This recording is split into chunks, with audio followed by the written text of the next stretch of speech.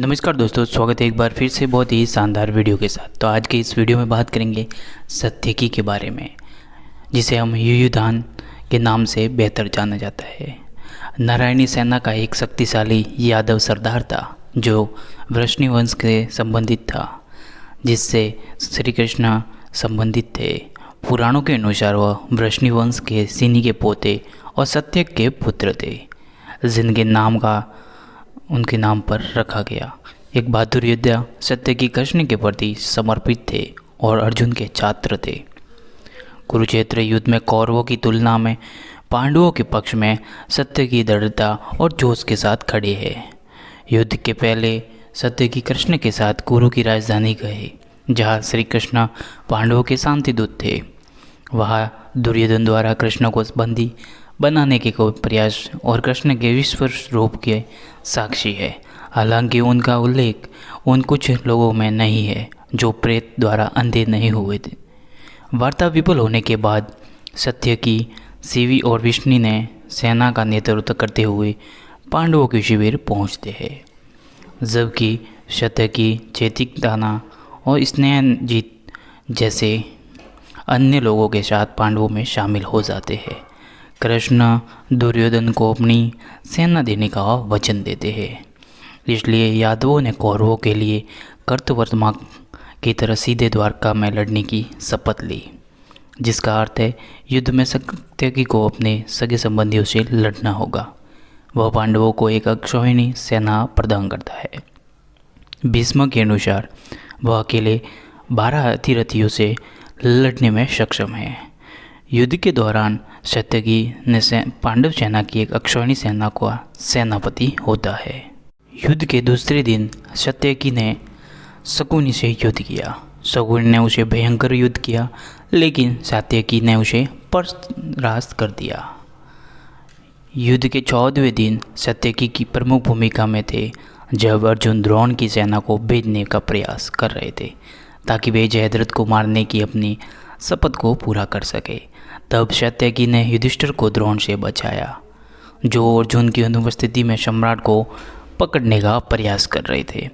द्रोण ने धृष्टद्युम्न को बचाते हुए सत्यकी ने द्रोण के साथ लंबी लड़ाई लड़ी और सुबह की लड़ाई लड़ी।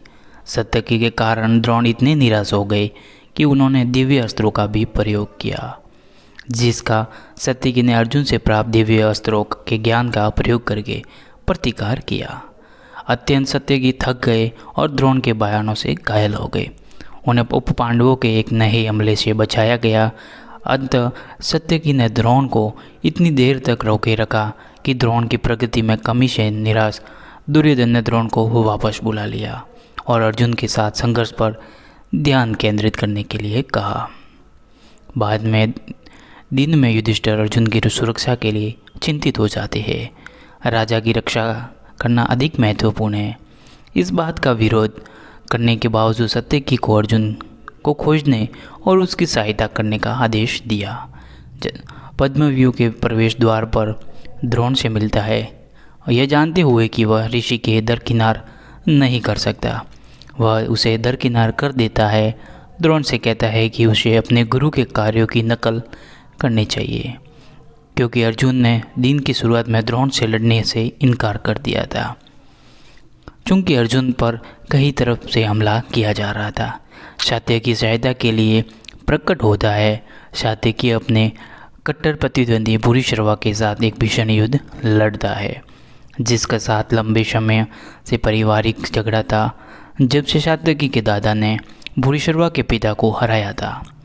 एक लंबी और खूनी लड़ाई के बाद पहले से ही द्रोण ने से लड़ने से थके हुए सत्यकी लड़खड़ाने लगते हैं और भूरिश्रवा उन्हें पीटते हैं और युद्ध के मैदान में घसीटते हैं। अपनी तलवार उठाकर भूरिश्रवा सत्यकी को मारने का तैयार होता है, लेकिन अर्जुन उसे मृत्यु से बचा लेता है, जो एक बाण मारकर भूरिश्रवा की भुजा को काट देता है। बिना किसी चेतावनी के लड़ाई में हस्तक्षेप करने से भूरिश्रवा द्वारा आलोचना किए जाने पर भूरिश्रवा अपने हथियार रख देता है। इस उतावलेपन भरे काम के लिए उसकी निंदा करता है, लेकिन सत्यकी कहता है कि जिस क्षण भूरिश्रवा ने उसके अर्धचेतन शरीर पर प्रहार किया, उसने शपथ ली थी कि वह भूरिश्रवा को मार डालेगा। दिन की लड़ाई लगभग समाप्त हो चुकी थी और जयद्रथ अभी भी बहुत दूर था, इसलिए सात्यकी के कार्यों की नैतिकता पर बहस स्थगित कर दी गई। जब 14वें दिन की लड़ाई रात में जारी रही तो भूरिश्रवा पिता सोमदत्त की हत्या कर दी गई। बाद में भीम ने सोमदत्त के पिता बहलिक का वध करने में सहायता की। कुरुक्षेत्र युद्ध में सात्यकी और कृतवर्मा दो महत्वपूर्ण यादव नायक थे जो विरोधी पक्ष की ओर से लड़ रहे थे। सात्यकी पांडवों की ओर से लड़ रहे थे, जबकि कृतवर्मा कौरवों में शामिल हो गए। सात्यकी को एक आयुर्वेदिक चिकित्सक के रूप में जाना जाता है जो शल्य चिकित्सा और शल्य नेत्र इंटिनी के विशेषज्ञ हैं। उनका उल्लेख दहलना, तमीम और अंतवतर में और चक्रपाणि नेत्र रोग में किया गया है। कुछ महाग्रंथों में कहा गया है कि मौसल पर्व के दौरान सात्यकी ने कृतवर्मा का सिर काटकर उसकी हत्या कर दी गई थी। कुरुक्षेत्र युद्ध के बाद गांधारी ने कृष्ण को श्राप दिया कि 36 साल बाद एक भ्रातृ हत्याकांड में उनका वंश नष्ट हो जाएगा।